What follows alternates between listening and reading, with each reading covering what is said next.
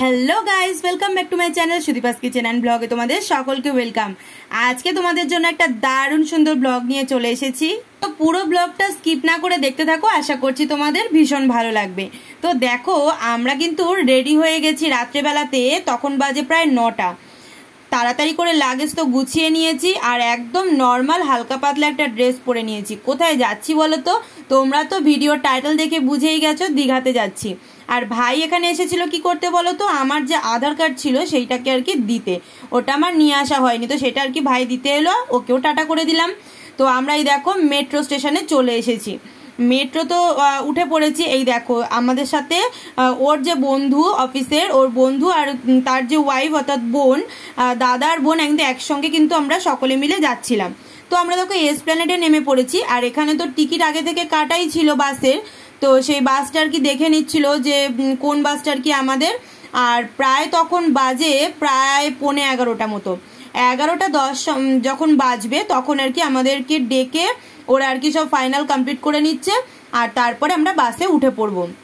আর দেখো বাসে তো উঠে পড়েছি, আর সেই দিন ছিল হচ্ছে গিয়ে ওয়ার্ল্ড কাপ ফাইনাল, আর তাও আবার ইন্ডিয়ার খেলা বলে কথা। আমরা তো বাসের মধ্যে চিৎকার করে উঠেছিলাম ইন্ডিয়া যখন জিতে গেল। আমরা তো ধরেই নিয়েছিলাম যে হয়তো হেরে যাবে। শুধু আমরা কেন, প্রতিটা জায়গা সকলেই ভেবেই নিয়েছিল যে সাউথ আফ্রিকা হয়তো জিতেই যাবে, কারণ এমনই রান রেটটা ছিল। আর তার সঙ্গে বলও কিন্তু অনেকগুলোই ছিল, মানে খুবই ভালো খেলছিল। কিন্তু লাস্ট টাইমে সূর্য কুমার যাদবের যে টার্নিং পয়েন্টটা দারুণ দারুণ সুন্দর। মানে আমরা শুধু আমরা বলে নয়, বাসের মধ্যে আরও যারা ছিল সবাই খেলা দেখছিল, ভীষণ জোরে চিৎকার করে উঠেছিলাম। তো যাই হোক, এই দেখো বাসে করে তারপরে তো আর ভিডিও করিনি, অনেক রাত্রেবেলাতে উঠা হয়েছে, মানে 11:45 সময় আর কি বাস ছাড়বে। তারপরে এখানে এসে পৌঁছলাম আর কি 4:10 বাজে, তখন ভোর 4:10 বা 20 এরকম বাজে। তো ভোরবেলাতে এসে দেখো সমুদ্রের পাড়ে বসে পড়েছি। কেন কি, তখন তো আর হোটেল পাবো না। হোটেল তো আগে থেকে বুক করা থাকলেও ওরা কিন্তু 9টার পরে মানে চেক আউট যারা করবে তারপরে কিন্তু রুমটা দিতে পারবে। তো সেই জন্য ওইটুকু টাইম আমরা কি করব বুঝে পাচ্ছি না। তো সেই জন্য বেকার বাইরে আর কি না ঘোরাঘুরি করে আর কি চলে এলাম এই সমুদ্রের পাড়ে বসার জন্য। আর এত সুন্দর পরিবেশটা না, দারুণ লাগছিল। কারণ দেখবে ভোরবেলা ঘুম থেকে উঠলে পরে যে চারিদিকে নির্জন নিস্তব্ধ চুপচাপ, বেশ দারুণ লাগে। আর সমুদ্রের পাড়ে এখানটাও কিন্তু লোকের অত সমাগম নেই অত ভোরবেলাতে, তখন 5টাও আর কি বাজেনি। তো ভীষণ আরাম লাগছিল, আর এত সুন্দর হাওয়া দিচ্ছিল, আর মেঘ একটু ওয়েদারটা ছিল।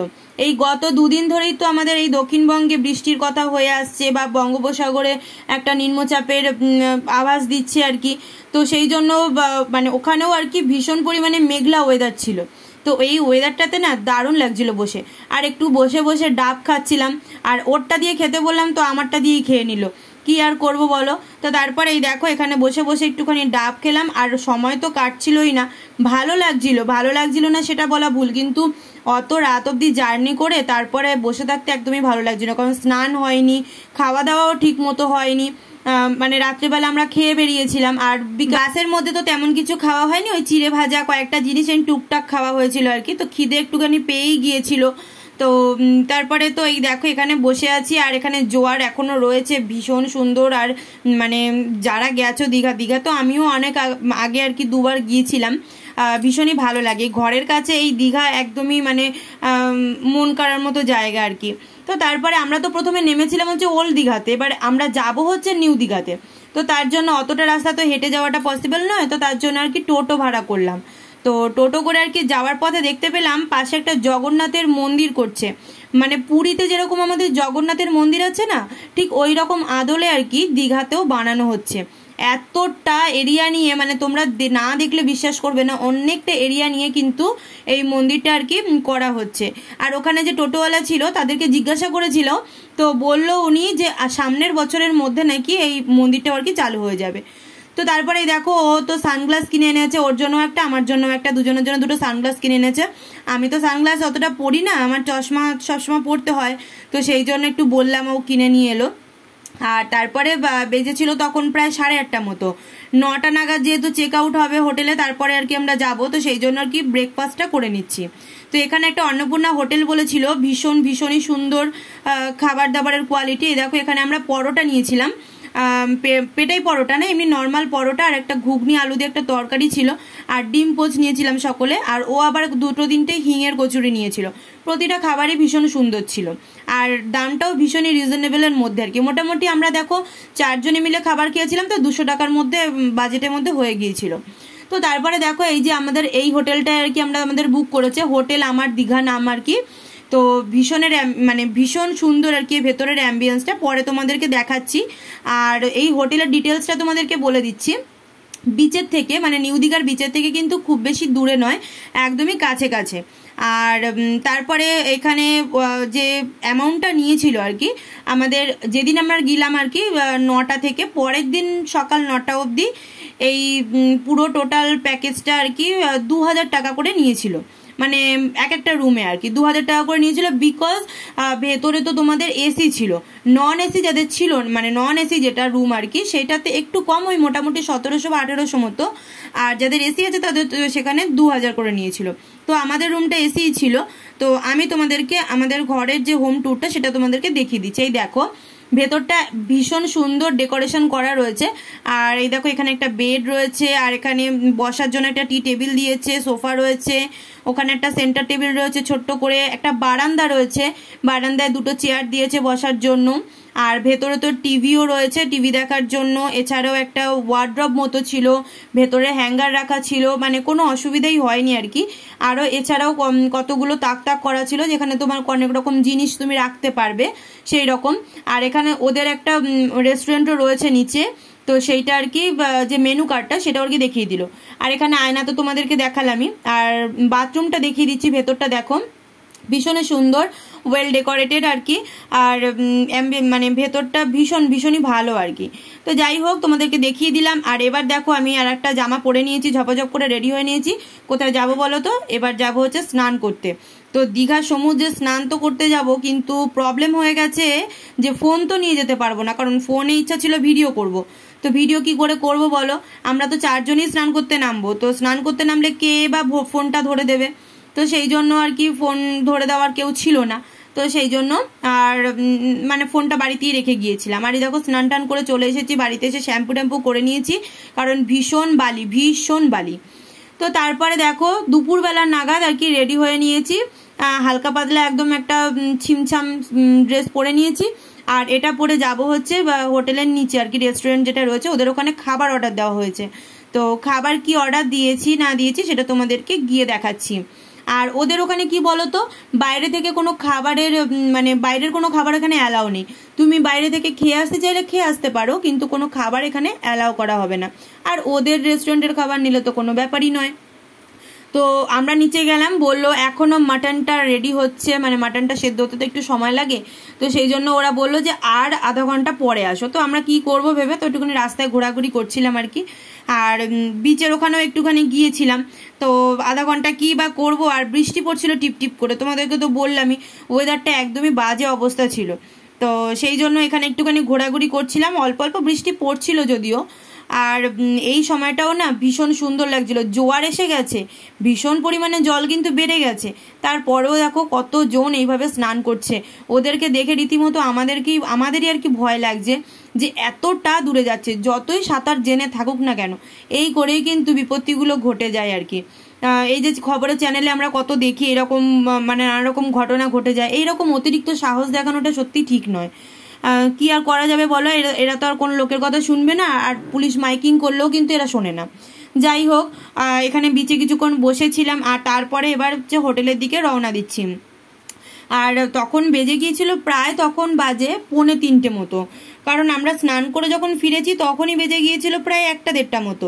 আর তারপরে এসে ওদেরকে খাবার অর্ডার দিলে মোটামুটি 1-1.5 ঘন্টা আর কি ওরা আর কি সময় নেয় যে রান্নাটা রেডি করার জন্য, কারণ ওদের নাকি আগে থেকে রেডি করা থাকে না, কেউ যদি অর্ডার দেয় তারপরেই কিন্তু নাকি ওরা রেডি করে তারপর দেয়। তো এই দেখো রেস্টুরেন্ট যেটা ওদের আর কি হোটেলের নিচে রয়েছে, তো সেই রেস্টুরেন্টটার অ্যাম্বিয়েন্সটা তোমাদেরকে দেখিয়ে দিলাম, খুবই সুন্দর, অনেকজনই বসে খেতে পারে আর কি মোটামুটি। তো এই দেখো আমাদের থালিটা দিয়ে গেছে, আমরা থালি সিস্টেম আর কি অর্ডার দিয়েছিলাম। তো আমাদের যে থালিটা সেটা ছিল হচ্ছে গিয়ে মাটন থালি। তো এই দেখো রাইস ভাত তো দিয়ে দিয়েছে, সঙ্গে একটা করে বেগুনি, একটা পাঁপড়, আর এখানে যে বালতিটা দেখছো এইটার মধ্যে করে ডাল দিয়েছিল, চাটনি ছিল, আর এখানে ধোকার ডালনা ছিল, আর এখানে ছিল মাটন। এইটা আর কি টোটাল মানে প্ল্যাটারটা। তো এটার দাম নিয়েছিল এক একটা মানে পার হেড আর কি, মানে এক একটা প্লেটের দাম নিয়েছিল 280 টাকা করে। তো মোটামুটি রিজনেবল, যেহেতু মাটন থালি তো সেই জন্য মোটামুটি ঠিকই আছে। তবে রান্নার কোয়ালিটি, ডালটা অতটা ভালো লাগেনি, ওই ধোকার ডালনাটা খুবই ভালো লেগেছিল। আর মাটনটা খুব খারাপ বলবো না, আবার খুব ভালোও বলবো না, কেন কি একটু মিষ্টি মিষ্টি লেগেছে, একটু ঝাল ঝাল হলে খেতে বেশ ভালো লাগতো আমাদের সকলেরই, শুধু আমার মুখে বলে না, সকলেরই একটু মিষ্টিটা বেশি বেশি লেগেছে। যাই হোক, তো মাটন দিয়ে তো খাওয়া হলো, সবার শেষে পাঁপড় আর আমের চাটনি ছিল, তো সেটা দিয়ে আর কি খাবারটা সম্পূর্ণ করা হলো। তো দুপুরবেলা খাওয়া দাওয়ার পর একটুখানি রেস্ট নিয়ে ঘুমিয়ে নিয়েছিলাম, আর তারপরে দেখো বিকেলবেলাতে একটুখানি বেরোবো আর কি, তো সেই জন্য রেডি হয়ে গেছি। এখানে দেখো আমি একটা টপ পরেছি আর একটা জিন্স পরে নিয়েছি, আর এই দেখো সাইডে যে ব্যাগটা, এই ব্যাগটা নিয়ে গিয়েছিলাম, ওটা ওখানে ঘুরতে যাব বলে আর কি নিয়ে গিয়েছিলাম। তো মোটামুটি রেডি হয়ে গেছি, কেমন লাগছে অবশ্যই কিন্তু জানিও। আর এরপরে আর কি আমরা যখন বেরোলাম তখনই মনটা একেবারেই খারাপ হয়ে গিয়েছিল, কেন কি বাইরে যখন বেরোলাম দেখছি কি ভীষণ পরিমাণে বৃষ্টি হচ্ছে, তো ঘোড়াটা পুরো মাটি হয়ে গিয়েছিল, কারণ অনেকটা ইচ্ছা ছিল একটু দূরে টুরে কোথাও যাব, ঘোড়াটা একদমই মানে ঘুরতেই পারিনি। তো যাই হোক, বেরোনোর পরই সঙ্গে সঙ্গে ঝমঝমিও বৃষ্টি নেমে গেছে। আর মোটামুটি কাছাকাছি কয়েকটা দোকান একটুখানি দেখছিলাম, অনেক রকম দোকানই তো জানো তোমরা সি বিচে বসে থাকে, তো ইচ্ছা ছিল ওই মাছগুলো খাওয়ার, ওই যে ফ্রাই করে, কিন্তু বললো যে সত্যি সেটা ভেবেই দেখলাম খুবই খারাপ, ওইগুলো খাওয়াটা ঠিক নয়, শরীরের জন্য ভীষণই আনহেলদি আর কি।